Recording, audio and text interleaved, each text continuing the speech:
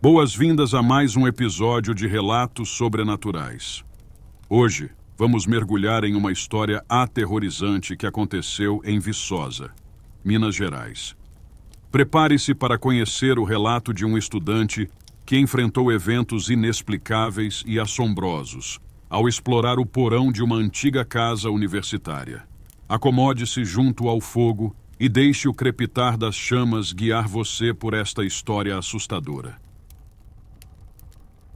Renato Almeida era um estudante de engenharia elétrica que havia se mudado recentemente para uma antiga casa universitária em Viçosa, Minas Gerais. A casa, construída no início do século XX, era famosa por seu charme rústico e seus detalhes arquitetônicos únicos. Contudo, escondia segredos que Renato estava prestes a descobrir. Desde sua chegada, Renato sentiu uma atmosfera estranha no local. A casa parecia ter vida própria, com rangidos que ecoavam pelos corredores e sombras que dançavam nas paredes. Contudo, foi no porão que as coisas realmente começaram a tomar um rumo assustador. Certa noite, após uma longa sessão de estudos, Renato decidiu explorar a casa. Curioso sobre o porão que nunca havia visitado, pegou uma lanterna e desceu as escadas estreitas e empoeiradas. A porta do porão era de madeira antiga, com dobradiças enferrujadas que rangiam ao abrir. O ar lá embaixo era frio e úmido, e o cheiro de mofo impregnava o ambiente. Ao entrar no porão, Renato sentiu um calafrio percorrer sua espinha. A lanterna iluminava apenas uma pequena parte do espaço, revelando móveis velhos cobertos por lençóis e caixas empoeiradas empilhadas em um canto. Enquanto caminhava mais fundo, algo chamou sua atenção. Um antigo espelho de corpo inteiro coberto por um pano branco. Com cuidado, Renato removeu o pano e se deparou com um espelho de moldura dourada, já corroída pelo tempo. Quando olhou para o reflexo, viu algo que fez seu sangue gelar. Uma figura sombria parada atrás dele. Virou-se rapidamente, mas não havia ninguém ali. O espelho, no entanto, mostrava claramente a silhueta de uma pessoa. Assustado, Renato recuou, tropeçando em uma das caixas e quase caindo. Sua lanterna piscou e apagou por alguns segundos, mergulhando o porão na escuridão total. Quando a luz voltou, a figura no espelho havia desaparecido, mas a sensação de ser observado persistia. Determinado a descobrir a origem da figura, Renato começou a investigar o porão com mais atenção. Encontrou um velho diário em uma das caixas, pertencente a um estudante chamado Álvaro, que morou na casa nos anos 1940. O diário estava cheio de anotações sobre experiências estranhas e sonhos perturbadores envolvendo o porão. Álvaro relatava ouvir vozes e ver sombras, assim como a figura no espelho. Conforme lia, Renato começou a ouvir sussurros ao seu redor, cada vez mais altos e insistentes. Palavras indistintas ecoavam no ar, preenchendo o porão com uma sensação de pavor crescente. "Você não deveria estar aqui", os sussurros pareciam dizer, enchendo o coração de Renato de medo.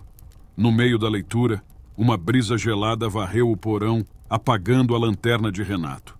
Ele ficou paralisado no escuro, sentindo a presença de algo maligno ao seu redor. Tentou acender a lanterna novamente, mas sem sucesso. O som de passos lentos e pesados aproximou-se dele, cada vez mais alto. Desesperado, Renato tentou correr, mas algo o segurou, como mãos invisíveis prendendo seus braços e pernas.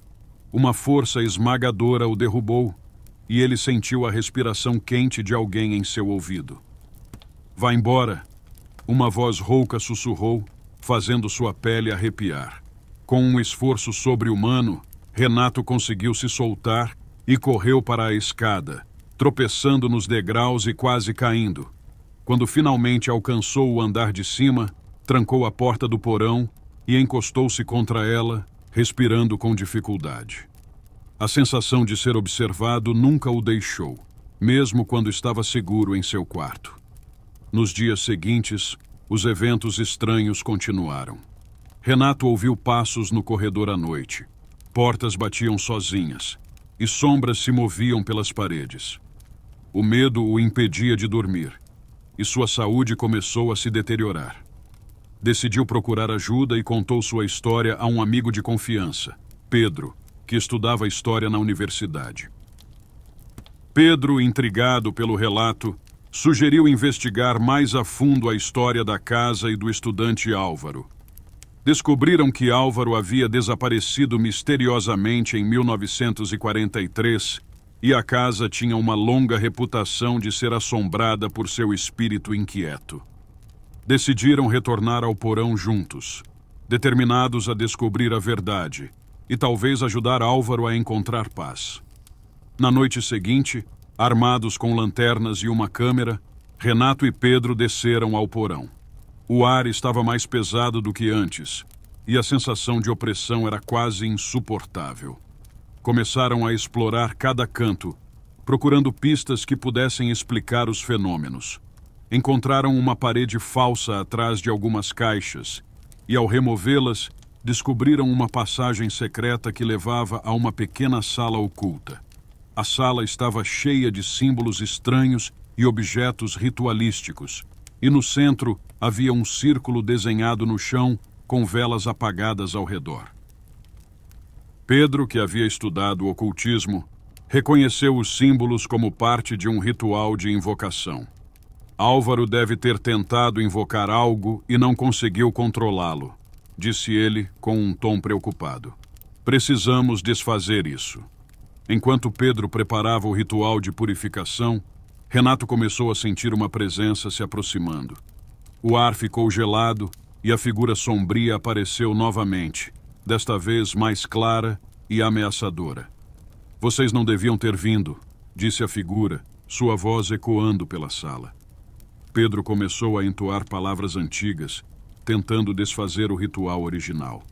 As velas ao redor do círculo acenderam-se sozinhas, e a figura começou a se contorcer, como se estivesse sendo repelida. A sala tremia, e uma força invisível tentava derrubar os dois amigos. Renato, sentindo uma coragem renovada, entrou no círculo e segurou o diário de Álvaro, lendo em voz alta a última entrada. Aqueles que perturbarem o descanso eterno serão condenados a vagar entre os vivos e os mortos. Com um grito final, a figura desapareceu e a sala ficou em silêncio. As velas apagaram-se e a sensação de opressão desapareceu. Renato e Pedro sabiam que haviam conseguido, mas o custo foi alto. A experiência os marcou para sempre, deixando cicatrizes em suas almas. Nos dias seguintes, Renato encontrou paz na casa, mas sabia que nunca poderia esquecer o que havia acontecido no porão. A figura sombria de Álvaro talvez nunca o deixasse completamente, mas ele sentiu que havia ajudado a alma perdida a encontrar algum descanso.